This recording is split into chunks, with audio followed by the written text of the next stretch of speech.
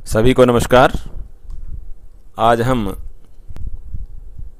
BA पाठ first Sanskrit paper second के पाठ्यक्रम में निर्धारित किरातार्जुनीयम महाकाव्य के प्रथम सर्ग का अध्ययन करेंगे।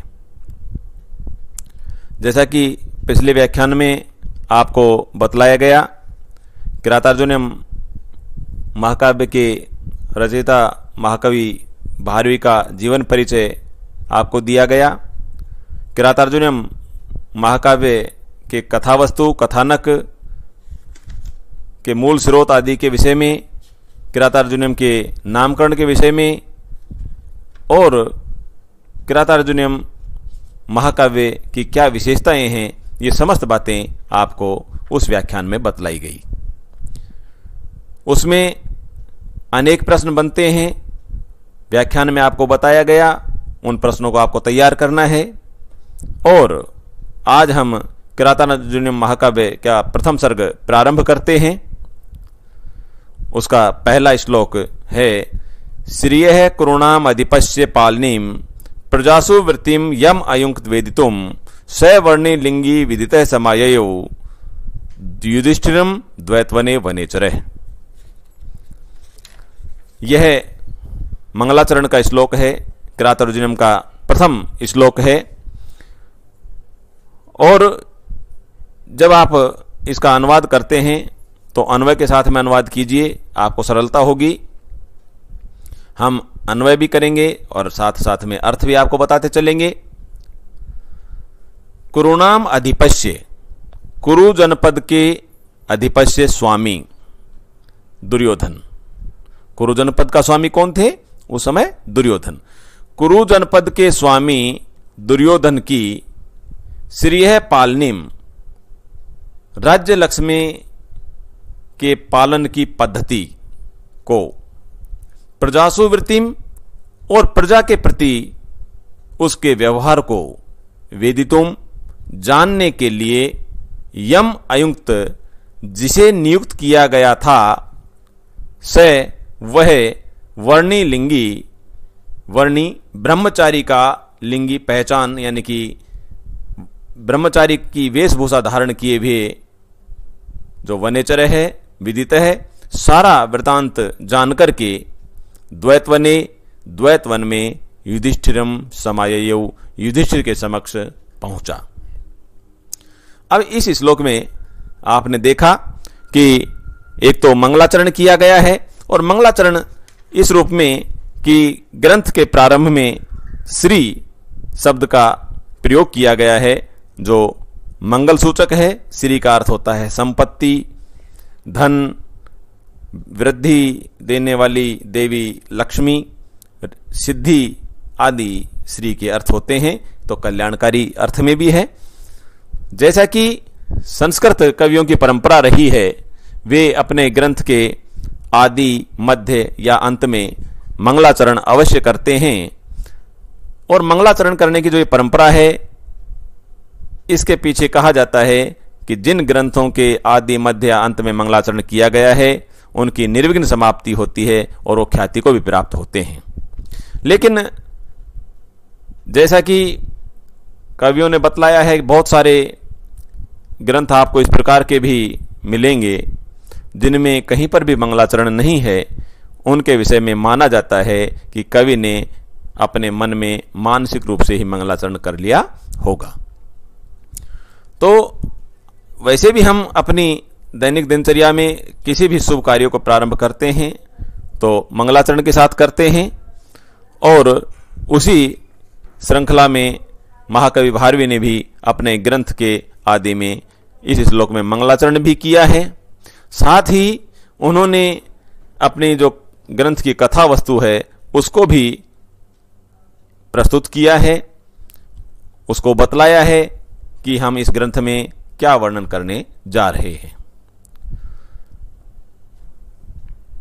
जब महाराज युधिष्ठिर द्यूत क्रीड़ा में छल कपट से पराजित हो जाते हैं और पराजय के उपरांत शर्त के अनुसार उन्हें 12 वर्ष का वनवास और 1 वर्ष का अज्ञातवास बिताना होगा। जब वे द्वैत वन में थे तो उन्होंने दुर्योधन की नीति अनीति आदि को जानने के लिए एक वनेचर को गुप्तचर बना करके भेजा कुरु जनपद में, और वह वनेचर वनवासी अरण्यवासी ब्रह्मचारी का वेश बना करके हस्तिनापुर जाकर के दुर्योधन के राजकाज के विषय में जानकारी प्राप्त करता है और जानकारी प्राप्त करके दुर्योधन के पास में वापस आता है, और उसी का वर्णन इस श्लोक में किया गया है। इस श्लोक में चूंकि व्याख्या की दृष्टि से आप कुछ व्याकरणात्मक टिप्पणी लिखेंगे तो वनेचर शब्द आया है, जैसा कि इसमें तो वनेचरती इति वनेचर है, जो वन में विचरण करता है वो वनेचर कहलाता है। अलुक समास का इसमें प्रयोग किया गया है। ऐसे ही अयुंक्त है, अयुंक्त में युज धातु है, लंग लकार है, आत्मनेपदी में प्रथम पुरुष और एक वचन का प्रयोग किया गया है। वेदितुम में आपको स्पष्ट है विद धातु है और तुमन प्रत्यय का प्रयोग इसमें किया गया है। विदितय में विद धातु है, तय प्रत्यय लगाया गया है। युधिष्ठिरम, जैसे कि युधिष्ठिर शब्द जो होता है युधि स्थिर इति युधिष्ठिर, युद्ध में जो स्थिर स्वभाव वाला होता है, स्थिर होता है, उसे युधिष्ठिर कहा जाता है। इस प्रकार से आप इसकी कुछ व्याकरणात्मक टिप्पणी भी इसमें साथ साथ लिखेंगे। और जहां तक छंद की बात है तो इस श्लोक में वंशज छंद का प्रयोग किया गया है। वंशज छंद में जैसे कि उसका लक्षण है जतौ तु वंशस्थ मुदीरितम जरऊ, अर्थात जगण तगण जगण रगण, जतौ तु वंशस्थ मुदीरितम जरऊ, जतौ और जरऊ, इसमें देखेंगे जगण तगण जगण और रगण, इस क्रम से प्रत्येक चरण में 12 वर्ण होते हैं और कुल 48 वर्ण इसमें होते हैं। एक और विशेष बात है कि अधिकतर कवियों ने जो ग्रंथ लिखे हैं उनमें एक सर्ग में अधिकांशतः देखा जाता है कि एक ही छंद का प्रयोग किया जाता है और सर्ग के अंत में छंद का परिवर्तन किया जाता है। तो इस किरातार्जुन के प्रथम सर्ग में भी जैसे कि कुल 46 श्लोक हैं तो 44 श्लोक तक आपको वंशस्थ छंद ही देखने को मिलेगा और उसके बाद छंद परिवर्तन अंत के 2 श्लोकों में किया गया है। एक बार फिर से आप इस श्लोक का अर्थ देखें। कुरुनाम अधिपस्य, कुरु जनपद के स्वामी या राजा दुर्योधन की श्रीय पालनीम, राज्य लक्ष्मी को पालन करने की पद्धति को, प्रजासुवृत्तिम और प्रजा के प्रति व्यवहार को वेदितुम जानने के लिए यम अयुक्त जिसे नियुक्त किया गया था, सवर्णी लिंगी वह ब्रह्मचारी का वेश धारण करने वाला वनेचर है, अरण्यवासी वनेचर विदित है। सारा वृतांत जान करके द्वैत वन में युधिष्ठिरम समाययु, युधिष्ठिर के समक्ष उपस्थित हुआ या युधिष्ठिर के पास आया। दूसरा श्लोक है कृत प्रणामस्य महिम महिभुजे जिताम स पत्ने निवेदिष्यत है न विविथे तस्य मनो न ही प्रियम प्रवक्तुम इच्छन्ति मृषाहितैषिणे। अब आपको ये प्रत्येक श्लोक में प्रत्येक श्लोक के साथ में उसकी व्याख्या को, और व्याख्या में आप जैसे कि उस श्लोक का सबसे पहले आप प्रसंग देंगे, किस प्रसंग में यह बात बतलाई गई। जैसा कि आपको पहले बताया गया है कि जो दूत क्रीड़ा में जब युधिष्ठिर पराजित हो जाते हैं और वन में चले जाते हैं तो वन से ही वे दुर्योधन की प्रजापालन की पद्धति को, वहाँ की राजनीति को जानने के लिए एक वनेचर को नियुक्त करते हैं और ब्रह्मचारी का वेश धारण करके वह वनेचर युधिष्ठिर के पास में आता है। ये इसका प्रसंग हो गया इस दूसरे वाले श्लोक का। और फिर अन्वय के साथ में ही आप इसका अनुवाद करेंगे। कृत प्रणामस्य, कृतः प्रणामय येन सह कृत प्रणाम से तस्य, जिसने प्रणाम किया है यानी कि नमस्कार करने वाले या नमस्कार करने के पश्चात, सपत्नेन जिताम, सपत्न शत्रु को कहते हैं, सामान्य पत्ती इति सपत्न है, सपत्नेन शत्रु के द्वारा, तृतीय विभक्ति है, शत्रु के द्वारा जिताम जीती हुई महिम पृथ्वी के विषय में महीभुजे महाराज युधिष्ठिर को निवेदिष्यत है बतलाते हुए तस्य मन है, उस वनेचर का मन न विव्यथे, किसी प्रकार से व्यथित नहीं हुआ, दुखी नहीं हुआ। क्यों?